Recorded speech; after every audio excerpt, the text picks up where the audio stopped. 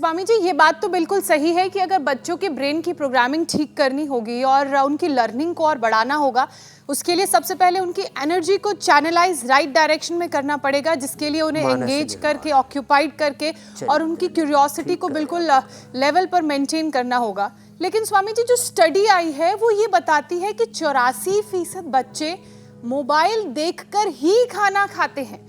78% तो ऐसे हैं जो दूसरों से घुलते मिलते नहीं हैं। ये बाकी वाले 16 कहाँ, ये मुझे मिल नहीं रहे आजकल, जो बिना उसके देखे खाना खा रहे हैं। पतंजलि गुरुकुलम में है। स्वामी जी, लगभग 70% से ज्यादा बच्चे ऐसे हैं जिनको लोगों से घुलना मिलना, सोशल कल्चर पसंद नहीं है। उनका बिहेवियर इस कारण बहुत चिड़चिड़ा रहता है। तो बच्चे कार्टून रील्स देखे बिना एक निवाला तक नहीं निगलते। उनके माता पिता क्या करें जो बच्चे आपस में घुले मिलें, समाज में घुले मिलें, सोशल सर्किल बड़ा करें और पेरेंट सोशल रिलेशंस बच्चों को कैसे बनाना सिखाएं?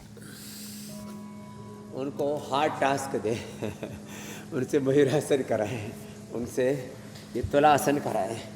बच्चों को ये ना कोई ये करें कि ये करके दिखाओ। बच्चों में एकदम ना जोश जागता है, तो फिर हार्ड टास्क दें बच्चों को, फिजिकल वर्कआउट के, जिनके पास खेत खलिहान है खेत खलिहान के, फिर अलग अलग लैंग्वेजेस बोलने वालों को। अपने भाषाओं को हम 12 लैंग्वेजेस सिखाते हैं। अभी कार्यक्रम में बोल रहे थे Japanese, Russian, Spanish, French, German, Italian, सब तरह की भाषाएं। और ऐसे बच्चों को बोले कि तौले उठाओ दोनों तरफ से। बच्चे तो उठा लेंगे, तुम उठा के दिखाओ। एक तरफ से उठाओगे दूसरी तरफ से नहीं उठेगा, इधर से उठाओगे उधर से नहीं उठेगा। जो सुना तो फिर भी कोशिश कर सकती है अमित भाई, कोशिश करो। जी स्वामी जी। ऐसे ये अमित ने स्वामी जी बाजी मार लिया है, ज्योत्सना ने भी बाजी मार ली है। याद आती है नाना के साथ। और प्रैक्टिस से टाइम भी अपने आप धीरे धीरे बढ़ी जाए। अपने थोड़ा इम्यूनोग्रेट खाना, न्यूरोग्रेट स्वामी जी अश्वशिला ले लेना। बचपन से हाँ जोर पड़ता है तो बच्चों को चैलेंजिंग। हाँ स्वामी, जैसा आपने कहा ना कि आपके गुरुकुल में बचपन से ही बच्चों को उस राह पर चलाया जाता है जहां उनके जीवन में सकारात्मकता, ऊर्जा, पॉजिटिव ऊर्जा का संचार रहता है, तभी तो उनके मस्तिष्क में कभी ऐसी चीज़ें नहीं आती हैं जो अमूमन देखा जाता है कि जो गुरुकुलम आपके साथ नहीं है उन बच्चों में ज़्यादा आता है। क्योंकि उसकी वजह भी ये है कि आसपास का जो माहौल है स्वामी जी वैसा ही है। अब बचपन से ही बच्चे अगर मोबाइल से चिपके रहेंगे, आसपास मोबाइल देखेंगे, तो उनकी क्या गलती है? अब शुरुआत में तो कार्टून देखते हैं, फिर ये कार्टून बदल जाता है रील्स में, उसके बाद फिर ये एडिक्ट हो जाते हैं उसके, और जिसका खामियाजा कई बार उन्हें जान गंवा कर भी चुकाना पड़ता है। तो ऐसे में कई वीडियोस वायरल हुए हैं जिनमें रील्स के चक्कर में स्वामी जी लोगों ने अपनी जान तक गंवा दी। ऐसे टीनेजर्स हैं, बच्चे हैं, और बड़ों को आप क्या बताएंगे? बड़े भी ऐसे ही कर रहे हैं और प्रेशर और लाइक्स के लिए क्या हालत है आजकल स्वामी जी। खिसक रहे, उसकी भी रील बनाने में लगे मीडिया का और उसमें प्रेशर, दब के मर लाइक्स रहे का प्रेशर, व्यूज का तो प्रेशर। चलो जान बचाने की कोशिश कर रहे थे जी। अभी कल का ना बड़ा विभत्स, बड़ा वीडियो आया भयावह स्वामी जी। ऐसा दृश्य देखा था। हमारी बहन ज्योत्सना तो पहाड़ से ही है, मैं भी खुद गंगोत्री, यमुनोत्री, धराली, हरसिल, उत्तरकाशी कई सैकड़ों बार गए हैं शायद हम। तो देखा हमने, उसकी भी कुछ लोग रील बनाने में लगे रहते हैं। रील के सामने आके रील बनाने लगते हैं। कुछ तो इतने बेवकूफ़ हैं, छतों से ऊपर से कूद जाते हैं, कहीं नदियों में कूद जाते हैं, उसी में मर जाते हैं रील बनाने के चक्कर में। कहीं अभी पुलिस ने, प्रशासन ने मना किया, भाई नदियों के किनारे जाके रील मत बनाना, उफान में।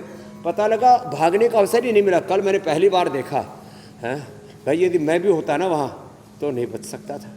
30 सेकंड में कितना भागेंगे आप? मैं 30 सेकंड में खूब जोर लगा करके 200 मीटर भाग जाऊँगा। इतना भागोगे ऐसे? 30 सेकंड में तो सब कुछ लील गया है। उन जो है दिवंगत आत्माओं को प्रणाम, और उनके परिजनों को भगवान ढाढ़स दे। बहुत बड़ी त्रासदी हुई है उसमें। हमारे धामी जी भी लगे हुए, प्रधानमंत्री जी, अमित शाह जी, और हम भी जो भी हमसे बन पाएगा सेवा करेंगे। लेकिन भाई इसका भी थोड़ा ध्यान रखो। ये रील आदि के साथ साथ ये जो बहुत ज़्यादा बरसात हो रही है, खास करके उत्तराखंड में, हिमाचल में, पहाड़ी क्षेत्रों में बहुत दिक्कत वाला काम हुआ है। कल मैं देख रहा था इंडिया टीवी के भी हमारे जो मीनाक्षी जी से लेकर के सारे एंकर्स, हमारी प्राची आदि सब उसी में लगे पड़े थे कि भाई देखो ज़्यादा से ज़्यादा कैसे लोगों तक बचाव का कार्य पहुंचाया जाए। बहुत दिक्कत वाले काम हैं। तो भाई देखो, कुछ भी हो जाए, जीवन की रक्षा बहुत जरूरी है। बिल्कुल, ज़िंदगी अनमोल है और ये ईश्वर का ऐसा तोहफ़ा है कि ये एक बार हाथ से फिसल गई किसी के तो फिर ये लौट के आने वाली नहीं है। इसलिए ज़िंदगी के साथ खिलवाड़ ना करें। और स्वामी जी, आज भी इन सारे इलाकों के लिए, उत्तरकाशी के लिए, उत्तराखंड के कई इलाकों के लिए भारी से बहुत भारी बारिश की चेतावनी जारी हुई है। ये खबरें लगातार हम देते रहेंगे, लेकिन हम किसी और मुश्किल से आज लोगों को बचा रहे हैं और वो मुश्किल है बच्चों की ज़िंदगी में अनचाहा जो ऑटिज़्म आ जाता है, जिसकी खबर भी माँ बाप को नहीं लगती, हम उससे बचाने की कोशिश कर रहे हैं और माँ बाप को अलर्ट कर रहे हैं। और साथ साथ स्वामी जी, उस जो त्रासदी हुई है, बहुत ही अफसोसनाक, बहुत ही दुखद घटना, जिसमें बहुत सारे लोगों की जानें गई, बहुत सारे लोग ज़ख्मी हैं, कुछ लोग लापता हैं, सबकी तलाश हो रही। बहरहाल ये प्राकृतिक आपदा है, इससे हमें कैसे निपटना और क्या क्या हम गलतियां कर रहे हैं, वहाँ भी ये भी सबक हमें यहाँ से लेना होगा। बहरहाल